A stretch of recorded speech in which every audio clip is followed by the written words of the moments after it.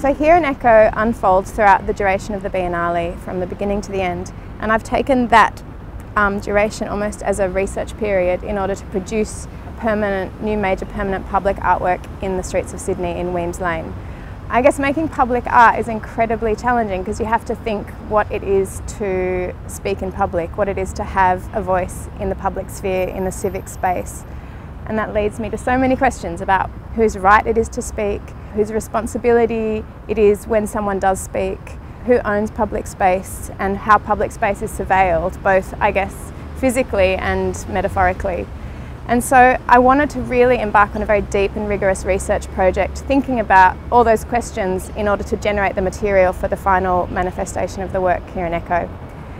In order to produce an artwork in the public sphere, I wanted to find a way to really enter the city and collect data about the city, its histories, its geographies, but more than that, to kind of somehow puncture the membrane of the public space that we interact with without really thinking about what it is to be in these spaces. And a really useful and powerful way to do that was to walk across the city, and in those walks to collect more and more data, so the work became richer and richer and richer. Working with Brooke as well, I really worked with what it was to be a body in the city and how the body actually responds to all the different rhetorical devices that we have in the public sphere, including public artworks, roads, landscape design, buildings, histories. We hope to really hear the city speak. I really love the idea that the exhibition, so like a big exhibition like the Biennale of Sydney, acts kind of as a framing device for a process. So the process is actually very visible to the public. So throughout the Biennale, we decided to do casual walks every day, as often as we could, with different stakeholders, people from Sydney, art people, general public, friends, to help me on this kind of journey to collect data about the walk. So each walk has all its own qualities, all its own conditions. That's one of the reasons also I love working with performance, because it is always entirely of the moment. You can never fix or capture it, really. We try to, and it's actually always changing as much as the world is around it. A lot of my work tries to negotiate the relationship between language, the body and sight. And this work in particular is using that relationship to try and get to the bottom of sight, to see how the sight speaks to us via the body.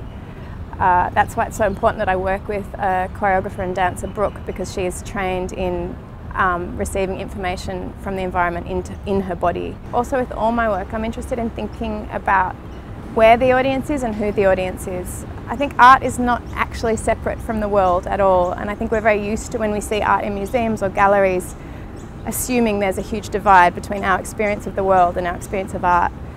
I think for me, art has always been part of the world, and I don't discriminate between those two kind of categories. I really think that if we consider art to have a very fluid relationship with the world, that it opens up many more experiences for both art viewers and the general public. There's space in the public sphere for art, and I think when we invite art into the public sphere, it actually creates more space for us to experience the world and reflect upon the world in which we live, emotionally, politically, historically. And I think that's really the intention with this work, to draw our attention to the potential space in the world that already exists and will always exist. Yeah, so as we walk, that space opens up for us. For the more formal performances, Brooke is away. As she leads us through the city, she's opening up that space. I'm very interested in not making grand monumental gestures. I think public art does not need to be a big monolithic structure in the public. Having said that, I do believe in art's ability to kind of infiltrate into the world. So I'm not saying that art needs to be small, because I think this project is actually very large and ambitious. We have an incredible opportunity to think about art not as an object, but as a series of activities or events, sounds, smells, emotions. And I hope this work can begin to occupy that kind of space.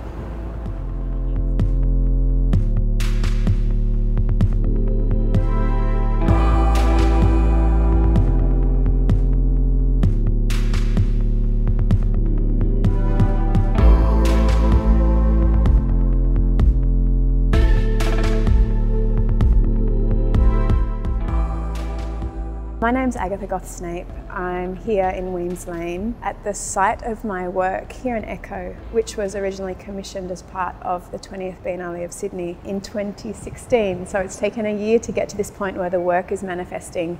The work is 14 phrases and words that kind of form a two-way poem.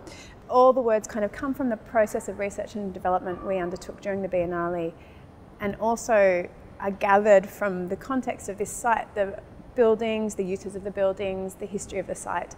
So we are here. It's very exciting that the words have found their place here. I see the work as a two-way poem.